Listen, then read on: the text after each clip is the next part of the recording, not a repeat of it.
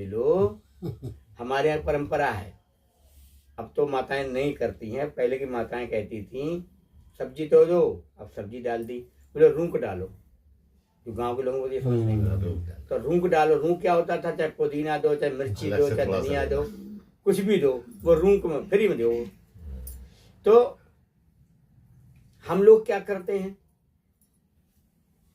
कोई भी वस्तु आए किसी मार्ग से आए, संसार में जो भी है वो सब ईश्वर का है। चाहे भूमि हो, चाहे भवन हो, चाहे पदार्थ हो, अथवा कुछ भी हो, पूरा विश्व ही विश्वम्भर का है। हम लोग रहते कहाँ हैं? कहाँ रहते हैं? किराए का मकान। वाह, आप बताओ, किराए का मकान? हमारा मकान नहीं, भगवान का ही घर है। कहाँ रहते हो? प्रभु के शरण में रहते हैं। नहीं, भगवान के पेट में। विश्वम्भर तभी तुमसे कहा, ये विश्व का जो अंबर है और ये दुनिया कैसी है, गोल है, ये भगवान का उदर है।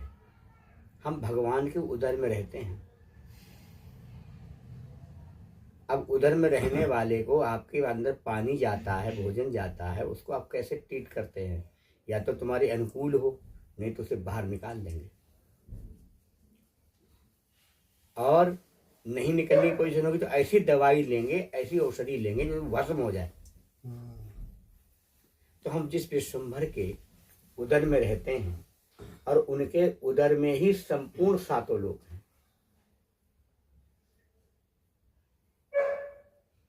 हमें समझ में नहीं आता हम रहते कहाँ, हम तो अपने मकान में रहते हैं। जिसके समझ में ये आ जाए सब कुछ परमात्मा का है, फिर आरती इसे तो बनाई गई, तेरा तुझको अर्पण क्या लागे मेरा, ओम जय जगदीश हरे। कोई वस्तु लाओ, कैसी भी हो, आप ग्रहण करते हैं तो आप पहले उसको परमात्मा को अर्पण कर दीजिए और क्या कहिए, प्रभु इसे इसके विषाद दूर कर दीजिए, इसको प्रसाद बना दीजिए। मैं तो केवल आपका प्रसाद ही आरोगूंगा। अगर ये शब्द आप लोग याद कर लो, आरोगना, आप लोग कहते हो खाना, हमारा शास्त्र क्या कहता है? आरोगना। जिसके उस वस्तु से कभी भी रुग्ण व्यक्ति हो ही नहीं सकता। फिर भी हमसे कितने बार हम फिसल जाते हैं। आप समझिए, जो पाप है वो दृष्टि का भी पाप है। आपने चाहे बेटी को देखा या पत्नी को देखा, देखने के भी राइट हैं। क्या देखोगे, वो देखने से कौन सी भावनाएं बनाओगे? कुछ लोग पत्नी के को देखते हैं, हर समय कामी बनकर देखते हैं, उसका बहुत बड़ा प्रायश्चित है। संतान उत्पत्ति के लिए भी हमें ईश्वर का स्मरण करना है।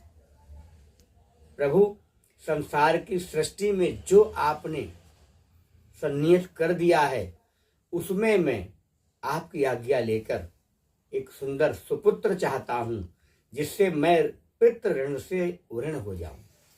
पितृ यज्ञ क्या है? ये पितृ यज्ञ पितृ ऋण से उऋण होना है। अब लोग कहते हैं अरे उनके नाम को दान कर दो, दान लेगा कौन? फेंका वैसे ही। वो दान का कोई महत्व नहीं है जिस दान को सतोगुणी न कहा जाए। आतुरदान आपने सुनी रखे? कहने का अभिप्राय है सबसे छोटी जीव, सबसे छोटा जीव कौन होता है? चींटी है। चींटी है। आपने कभी दही को देखा है? हाँ, दही में होते हैं, दही में हाँ, बैक्टीरिया जो होते हैं। तो और पता नहीं कितने, चींटी से छोटा कभी आपने गूलर खाई है?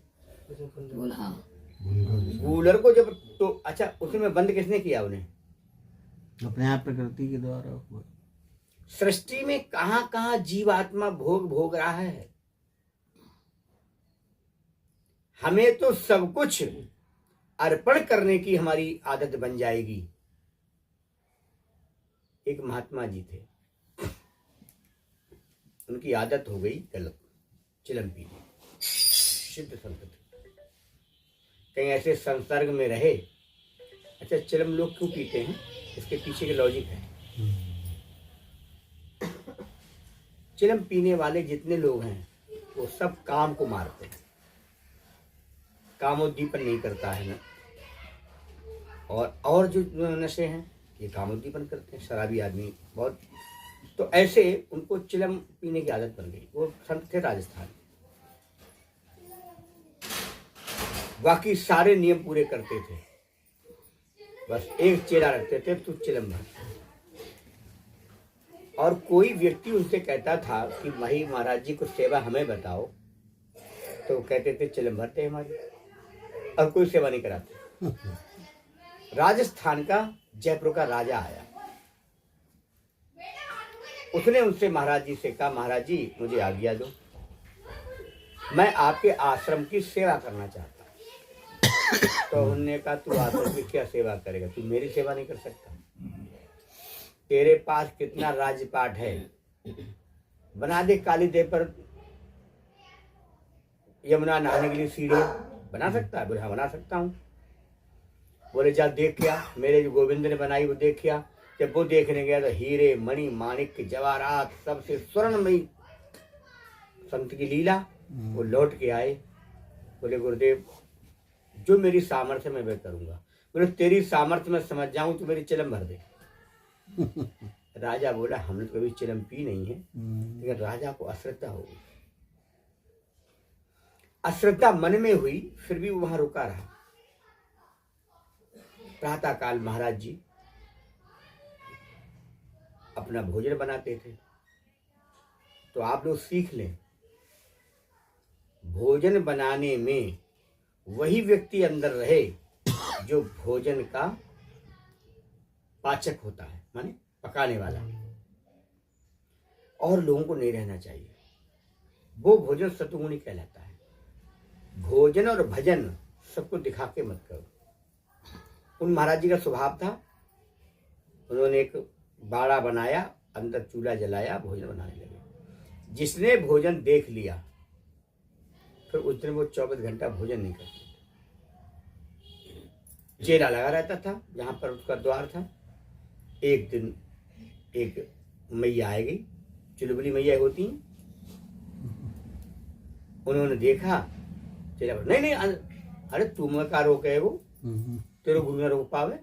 जैसे उनने वो पर्दा ऐसे किया, जब पर्दा किया, वो राजा सब लीला देख रहा है। जब पर्दा किया, महात्मा ने देखा मेरा भोजन पर दृष्टि पड़ेगी, तुरंत उठ गए और सबके सामने चेला को लेके चेला पड़े। पहले चेला ही होते बोले आने क्यों दिया। चेला को मारते मारते बेहोश कर दिया, फिर भी उनका क्रोध शांत नहीं हुआ। सारे लोग, और जो वो व्यक्ति था राजा, वहां एक कलकत्ता का जज आ गया था, वो भी देख रहा था, वो दीक्षा लेने आया। बोले अरे गजब, ऐसे महाराज से दीक्षा लेके कौन कुटाई कराएगा। लेकिन वहां जो अनुष्ठान चल रहा था छोड़ के नहीं जा सकते, पर लोग ऐसे जागरूक थे। कोई बात, पूरा दिन भोजन नहीं लिया, उस शिष्य ने भी पानी नहीं पिया। शाम को पैर दबाने गया तो पैर दबाते दबाते इतना रो रहा था वो कि उसके अश्रुओं से महाराज जी के सारे पैर भीग गए। उन्होंने कहा बेटा पानी गर्म कहाँ से टपक रहा है। उसने चरण पकड़ के कहा गुरुदेव मुझसे बड़ा कोई पापी नहीं, मैं आपकी छोटी सेवा नहीं कर पाया, मेरी वजह से आप भूखे रहे, मुझ पर कृपा कर दो, इस पाप से मैं कैसे प्रायश्चित हो पाऊंगा। उन्होंने कहा, वो सारे लोग बैठे हुए हैं, वो चरण दबा रहा है।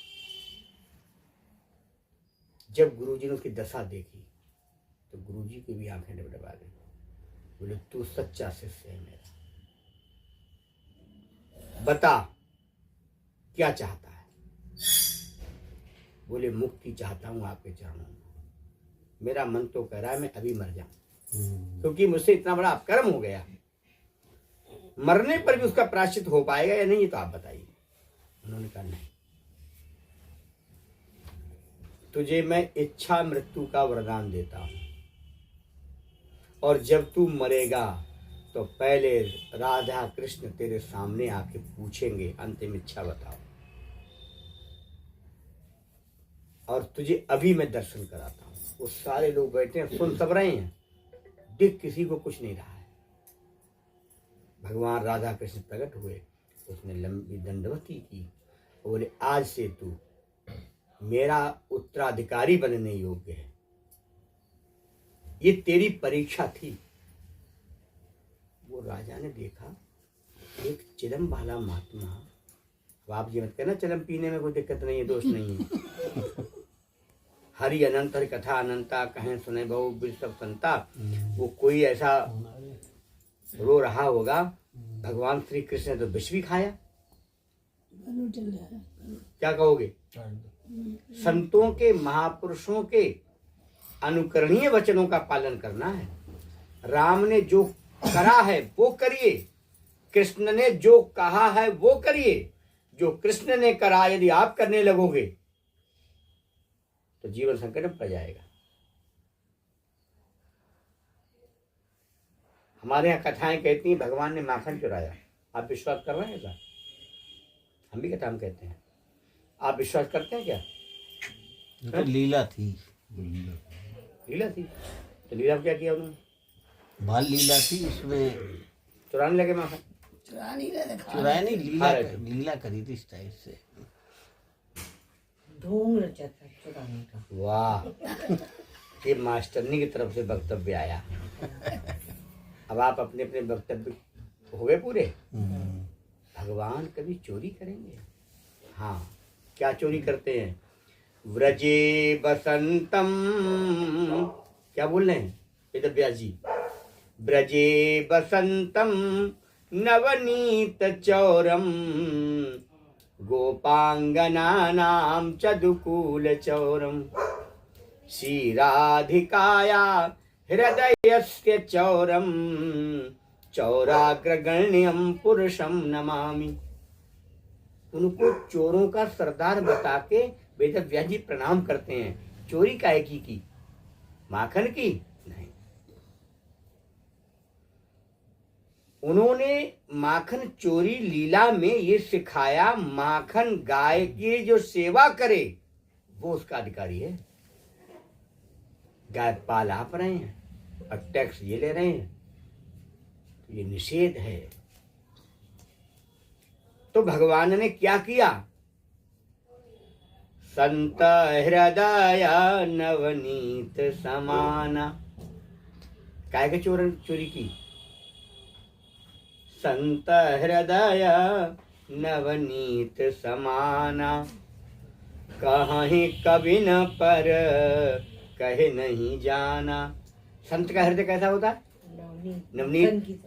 मक्खन निर्मल नहीं, मक्खन तो कठोर होता है। मक्खन को फ्रिज में रख दो तो कर्रा हो जाए, धूप में रख दो तो पिघल जाए। संत न ठंड में कर्रा होता है न धूप में पिघलता है। और पिघलता कब है? पर पीड़ा सम नहीं अधमाई, परहित सरिस धर्म नहीं भाई। संत कब पिघलता है? निज परिताप द्रवय सुपनीता। जो नवनीत है, नवनीता, निज परिताप द्रवय नवनीता। मक्खन को आग पे रखोगे तब पिघलेगा, और संत पर दुख से पिघल जाता है। तो भगवान तो संतों के संत हैं। भगवान जब आए, माखन चोरी नहीं की। माखन का उन्होंने व्यवहार सिखाया। कंस का क्यों लेगा टैक्स? गो धन पर और गो वृत्ति पर पूरा अधिकार गोपालक का होता है।